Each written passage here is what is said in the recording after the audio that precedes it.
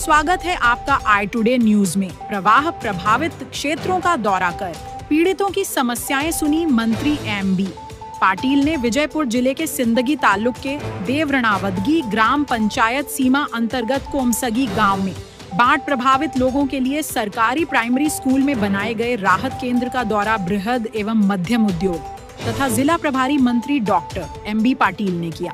मंत्री ने राहत केंद्रों में उपलब्ध कराई गई सुविधाओं का निरीक्षण करते हुए कहा कि पीड़ितों को घबराने की आवश्यकता नहीं है। जिला प्रशासन पूरी तरह से आपके साथ खड़ा है और बाढ़ की स्थिति से निपटने के लिए पूरी तरह तैयार है। उन्होंने अधिकारियों को निर्देश दिया कि प्रभावित परिवारों को भोजन, नाश्ता और आवश्यक चिकित्सीय सुविधाएं समय पर उपलब्ध कराई जाएं। मंत्री पाटिल ने कहा कि घरों में पानी घुसते ही प्रशासन ने लोगों को सुरक्षित रूप से राहत केंद्रों तक पहुंचाया और सभी तरह की व्यवस्थाएं की हैं।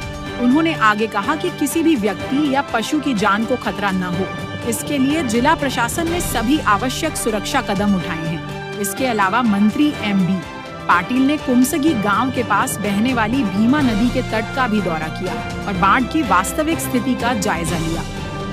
रिपोर्टर ख्वाजा अमीन के साथ आई टुडे न्यूज। ಪ್ರವಾಹದಿಂದ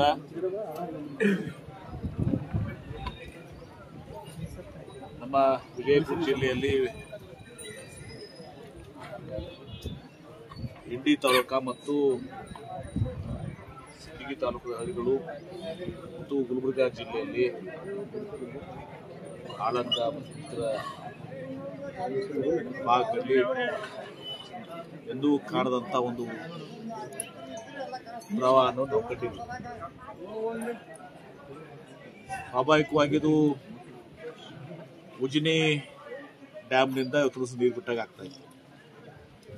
ಆದರೆ ಈ ಸಲ ಅದು ಸೀನಾ ಬೇಸಿನ್ನಲ್ಲಿ, ಆ ಸೀನಾ ನದಿಯ ಬೇಸಿನ್ನಲ್ಲಿ ಇವತ್ತು ಸುಮಾರು 3.5 ಲಕ್ಷ ಕ್ಯೂಸೆಕ್ಸ್ ನೀರು ಎಲ್ಲ ಬರೋದ್ರಿಂದ ಒಂದು ತೀವ್ರವಾದಂತ ಒಂದು ಪ್ರವಾಹವನ್ನು ನೋಡ್ತಾ ಇದ್ದೀವಿ. ಮತ್ತು ಪ್ರಮುಖವಾಗಿ ಇವತ್ತು ದಿವಸ ಇಲ್ಲಿ ಭೀಮಾ ಇದರಲ್ಲಿ ಮಾನಿಟರಿಂಗ್ ಇಲ್ಲ. ಯಾವ ರೀತಿ ಕೃಷ್ಣ ಇದರಲ್ಲಿ ಇವತ್ತು ದಿವಸ ನಮ್ಮ ಕರ್ನಾಟಕ ರಾಜ್ಯ ಮತ್ತು ಮಹಾರಾಷ್ಟ್ರದಲ್ಲಿ ಒಂದು ಮಾನಿಟರಿಂಗ್ ವ್ಯವಸ್ಥೆ ಇದೆ. ಒಬ್ರಿಗೊಬ್ರು ಪರಸ್ಪರ ಇದನ್ನ ಕೋಆರ್ಡಿನೇಷನ್ ಇರ್ತದೆ. ಆ ಕೋಆರ್ಡಿನೇಷನ್ ಇವತ್ತು ವ್ಯವಸ್ಥೆ ಇಲ್ಲ. ಮತ್ತು ಯಾವಾಗೂ ಕೂಡ ಸೀನಾ ಇದರಲ್ಲಿ ಇದನ್ನ ಕಂಡಿಲ್ಲ ಅದು. ಹೀಗಾಗಿ ಬಹಳ ದೊಡ್ಡ ಪ್ರವಾಹ ಉಂಟಾಗಿದೆ. ಇವತ್ತು ನಿನ್ನೆ ಎಲ್ಲ ಜಿಲ್ಲಾಧಿಕಾರಿಗಳು, ಶಾಸಕರು, ಅಶೋಕ್ ಮನ್ಗುಳಿ ಅವರು, ಜಿಲ್ಲಾಧಿಕಾರಿಗಳು ಎಲ್ಲ ಬಂದು ಇದನ್ನು ವೀಕ್ಷಣೆ ಮಾಡಿದ್ದಾರೆ. ಮತ್ತು ಜಿಲ್ಲಾಡಳಿತ ಕೂಡ ಎಲ್ಲ ಕಡೆಯೂ ಕೂಡ ಎಲ್ಲೆಲ್ಲಿ ಪ್ರವಾಹ ಇದೆ ಸಹ ಉಂಟಾಗಿದೆ, ಅಲ್ಲಿ ಜನರನ್ನ ಸುರಕ್ಷಿತವಾಗಿ ಇದು ಮಾಡಬೇಕು. ಯಾಕಂದರೆ ಅತ್ಯಂತ ಪ್ರಮುಖವಾದದ್ದು ನಮ್ಮ ಲಕ್ಷ್ಯ ಇವತ್ತು ಸಹ ಜನರನ್ನ ಸುರಕ್ಷತೆ ಮಾಡುವಂಥದ್ದು, ಇದು ಪ್ರಥಮ. ಹೀಗಾಗಿ ಅವರಿಗೆಲ್ಲನೂ ಕೂಡ ಶಾಲೆಯಲ್ಲಿ ಅವ್ರಿಗೆ ಊಟದ ವ್ಯವಸ್ಥೆಯನ್ನು, ಬಿಸಿನೀರಿನ ವ್ಯವಸ್ಥೆಯನ್ನು, ಕುಡಿಯೋಕ್ಕೆ ನೀರನ್ನು, ವೈದ್ಯಕೀಯ ವ್ಯವಸ್ಥೆಯನ್ನೆಲ್ಲನೂ ಕೂಡ ಮಾಡಿದ್ದಾರೆ. ಅದ್ರ ಬಗ್ಗೆ ಯಾರ್ದು ಕೂಡ ಪಾಪ ತಕರಾರಿಲ್ಲ. ವೈದ್ಯಕೀಯ ಸೌಲಭ್ಯಗಳು ಈಗ ಪ್ರಮುಖವಾಗಿರುವಂಥದ್ದು. ನಾನು ಇವತ್ತು ಕುಂಬಸ್ಗಿಯಲ್ಲಿ ಬಂದಾಗ ನಾವು ನನ್ನ ಜೊತೆಗಿದ್ದೀವಿ. ಕುಂಬಸ್ಗಲ್ಲಿ ಸುಮಾರು 100 ಮನೆಗಳಷ್ಟು ಸಂಪೂರ್ಣವಾಗಿ ಒಂದು ಸಹ ಅವರು ನೀರಿನಲ್ಲಿ ಮುಳುಗುದಿಲ್ಲ. ಅವ್ರಿಗೆ ನಾವು ಸ್ಥಳಾಂತರ ಮಾಡಬೇಕು. ನಾನು ಅದಕ್ಕೆ ಅವ್ರಿಗೆ ಕೇಳಿದ್ದೀನಿ. ಭಾಳ ಸಲ ನಾವು ಸ್ಥಳಾಂತರ ಮಾಡಿದಾಗ ಈ ಸಂದರ್ಭದಲ್ಲಿ ಒಪ್ಕೋತಾರೆ, ನಾಳೆ ಮುಂದೆ ಮಳೆ ಕಡಿಮೆ ಆದಮೇಲೆ ಮತ್ತೆ ಅಲ್ಲೇ ಉಳ್ಕೋತಾರೆ ಅಂತ ಅನೇಕ ಉದಾಹರಣೆಗಳನ್ನು ನೀವು ನೋಡಿದ್ದೀರಿ, ನಾನು ಕೂಡ ನೋಡಿದ್ದೀನಿ. ಈಗ ಸಲ ಅವರು ಎಲ್ಲರೂ ಕೂಡ ಇಲ್ಲ, ನಾವು ಈ ಸಲ ನಾವು 2ನೇ ಸಲ 21ರ ಒಂದು ಸಲ, ಈ ಒಂದು ಸಲ 2 ಸಲ ಆಗಿದ್ದರಿಂದ ನಾವು ನಿಶ್ಚಿತವಾಗಿಯೂ ಆ 100 ಕುಟುಂಬಗಳು ಏನಿದ್ದಾವೆ ಅಂದಾಜು ಹೆಚ್ಚು ಕಮ್ಮಿ ಅವರೆಲ್ಲರೂ ಕೂಡ ನಾವು ಶಿಫ್ಟ್ ಆಗ್ತೀವಿ ಅಂತ ಹೇಳಿದ್ರೆ, ಅದಕ್ಕೆ ಅದು ಸರ್ಕಾರಿ ಜಾಗನೂ ಕೂಡ ಇಲ್ಲ. ಈಗ ನಾವು ಸರ್ಕಾರದಿಂದ, ಜಿಲ್ಲಾಧಿಕಾರಿಗಳು ಸರ್ಕಾರದಿಂದ ಪರವಾನಗಿ ಪಡ್ಕೊಂಡು ನಾವು ನೇರವಾಗಿ ಖರೀದಿ ಮಾಡಿ ಅವ್ರಿಗೆಲ್ಲರೂ ಕೂಡ ಒಂದು ಸೈಟ್ಸ್ ಕೊಡ್ರಿ, ಒಂದು 5 ಎಕರೆ ತಗೊಂಡು ಮಾಡ್ಕೊಡಿ ಅಂತ ಹೇಳಿದ್ದಾರೆ. ಶಾಸಕರು ಕೂಡ ಅಲ್ಲಿ ಖಾಸಗಿ ಅಂದಮೇಲೆ ಭಾಳ ಸಿಕ್ಕಂಗ ರೇಟ್ ಇರುವಂಥದ್ದು ಕೂಡ ಆಗಬಾರ್ದು. ಮಾನವೀಯತೆ ದೃಷ್ಟಿಯಿಂದ ಅಲ್ಲಿ ಊರಲ್ಲಿರುವಂಥ ಹಿರಿಯರೆಲ್ಲ ಕೂಡಿ ಯಾರು ಸ್ವಲ್ಪ ಜನರಿಗೆ ಒಂದು ನೋವಿಗೆ ಸ್ಪಂದಿಸುವಂಥವ್ರು 5 ಎಕರೆನ ಇದು ಮಾಡಿಕೊಟ್ರೆ ಅಲ್ಲಿ ಸರ್ಕಾರ ನಿಶ್ಚಿತವಾಗಿ ಆ ಪ್ರಸ್ತಾವನೆಯನ್ನು ನಾವು ಸರ್ಕಾರಕ್ಕೆ ಸಲ್ಲಿಸ್ತೀವಿ.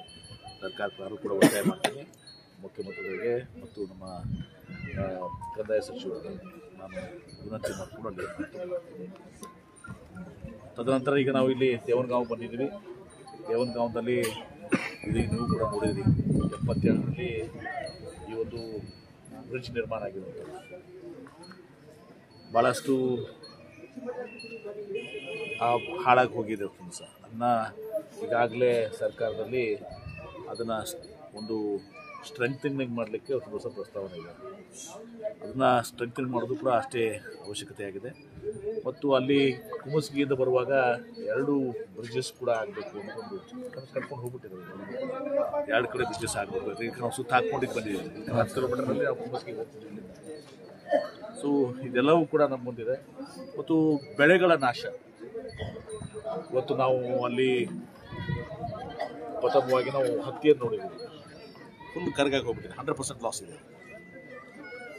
ಹತ್ತಿ ಏನಿದೆಲ್ಲ 100% ಲಾಸ್ ಇದೆ. ತದನಂತರ ಉಳ್ಳಾಗಡ್ಡಿ ನೋಡಿದ್ದೀವಿ, ಉಳ್ಳಾಗಡ್ಡಿ ಕೂಡ 100% ಲಾಸ್ ಇದೆ. ತೊಗರಿ ಇವತ್ತು ಸಹ 100% ಲಾಸ್ ಇದೆ. ಕಬ್ಬು ಕೂಡ ಇವತ್ತು 50% ಲಾಸಸ್ ಇದೆ. 50% ಲಾಸ್ ಇದೆ. ಇದೆಲ್ಲವನ್ನು ಕೂಡ ಇವತ್ತು ಇಲಾಖೆಯವರು, ಜಿಲ್ಲಾಧಿಕಾರಿಗಳು ಭಾಳ ವಿಶೇಷವಾದಂಥ ಆಸಕ್ತಿಯನ್ನು ಸಹ ಅವೆಲ್ಲ ತೆಗೆದುಕೊಂಡಿದ್ದಾರೆ. SP ಅವರಾಗಲಿ, CO ಆಗಲಿ ಎಲ್ಲರೂ ಕೂಡ ವ್ಯವಸ್ಥಿತ ಜಿಲ್ಲಾಡಳಿತ ಕೆಲಸ ಮಾಡ್ತಾಯಿದೆ. ಶಾಸಕರು ಕೂಡ ಭಾಳಷ್ಟು ಎಲ್ಲ ಕಡೆ ಈಗಾಗಲೇ ಜನರ ಒಂದು ಅದಕ್ಕೆ ಸ್ಪಂದನೆಯನ್ನು ಮಾಡಿದ್ದಾರೆ. ನಾವು ಸಮಗ್ರವಾಗಿ ನಾವು ಜಿಲ್ಲಾಧಿಕಾರಿಗಳು ಇವತ್ತು ಬೆಳಗ್ಗೆ ಬರೋಕ್ಕಿಂತ ಮುಂಚೆಗೂ ಒಂದು ಸಂಕ್ಷಿಪ್ತವಾದಂಥ ಮೀಟಿಂಗ್ ಕೂಡ ಮಾಡ್ಕೊಂಡಿದ್ವಿ. ಬ್ರೀಫಿಂಗು ಕೂಡ ಆಯಿತು. ಸುಮಾರು 1,38,000 ಹೆಕ್ಟೇರ್ಸ್ ಅಂದಾಜು. 1,38,000 ಹೆಕ್ಟೇರ್ ಅಂದರೆ ಸುಮಾರು 4 ಲಕ್ಷ ಮೇಲೆ ಆಗ್ತದೆ ಎಕರೆದಲ್ಲಿ. 4 ಲಕ್ಷಕ್ಕೆ ಜಾಸ್ತಿ ಇವತ್ತು ಕ್ರಾಪ್ ಲಾಸ್ ವಿವಿಧ ಬೆಳೆಗಳಾಗ್ತದೆ. ಇದೆಲ್ಲವೂ ಕೂಡ ನಮ್ಮ ಮುಂದೆ. ಮತ್ತು ಮುಖ್ಯಮಂತ್ರಿಗಳು ಬಹುಶಃ ನಾಳೆ ಅಥವಾ ನಾಡ್ದು ತುಂಬ ಸಹ ಅವರು ಕೂಡ ಈ ಎಂಟೈರ್ ಭಾಗವನ್ನು ವೈಮಾನಿಕ ತುಂಬ ಸಹ ಒಂದು ಸಮೀಕ್ಷೆಯನ್ನು ಕೂಡ ಅವರು ಕೂಡ ಮಾಡಲಿಕ್ಕೆ ಬಯಸಿದ್ದಾರೆ ಅಂತೇಳಿ ತಿಳಿದು ಬಂದಿದೆ. ಅವರು ಕಂದಾಯ ಸಚಿವರೆಲ್ಲ ಕೂಡ. ಇದರ ನಂತರ ನಾನು ಇಂಡಿ ತಾಲೂಕು ಕೂಡ ಹೋಗ್ತೇನೆ ನಾಳೆ. ಇದೆಲ್ಲವನ್ನು ಕೂಡ ಸಮಗ್ರವಾಗಿ ಯಾರೂ ಉಳಿಯೋದಲ್ಲ, ಯಾರೂ ಭಯ ಪಡುವಂಥದ್ದಾಗೂ ಬೇಡ. ಇವತ್ತು ಎಲ್ಲ ರೀತಿಯ ಎಲ್ಲರಿಗೂ ಏನೇನು ಬೆಳೆಗಳಿದ್ದಾವೆ ಎಲ್ಲರಿಗೂ ಕೂಡ ನಾವು ಸಮೀಕ್ಷೆ ಮಾಡಿ ನಾನು ಕೂಡ ಹೇಳಿದ್ದೀನಿ. ಯಾಕಂದರೆ ಟೋಟಲ್ ಲಾಸ್ ಇದೆ. ಪರ್ಟಿಕ್ಯುಲರ್ಲಿ ಕಾಟನ್ನು, ತೊಗರಿ, ಉಳ್ಳಾಗಡ್ಡಿ ಇವೆಲ್ಲ 100% ಲಾಸಸ್ ಇದ್ದಾವೆ. ಹೀಗಾಗಿ ಅದನ್ನು ಎಲ್ಲ ಅಗ್ರಿಕಲ್ಚರ್ ಡಿಪಾರ್ಟ್ಮೆಂಟ್ ಆಗಲಿ, ಹಾರ್ಟಿಕಲ್ಚರ್ ಡಿಪಾರ್ಟ್ಮೆಂಟ್ ಆಗಲಿ ಕರೆಕ್ಟಾಗಿ ಅದನ್ನು ಇದು ಮಾಡಲಿಕ್ಕೆ ಹೇಳಿ ಸೂಚನೆ ಕೊಟ್ಟಿದ್ವಿ. ಮತ್ತು ಎಲ್ಲೆಲ್ಲಿ ಇವತ್ತು ಮನೆಗಳು ತುಳಿಸಿದಾಗಿವೆ, ಇಲ್ಲಿ ಸುಮಾರು 8-10 ಮನೆಗಳು ತುಳಿಸಿದ್ವಿ.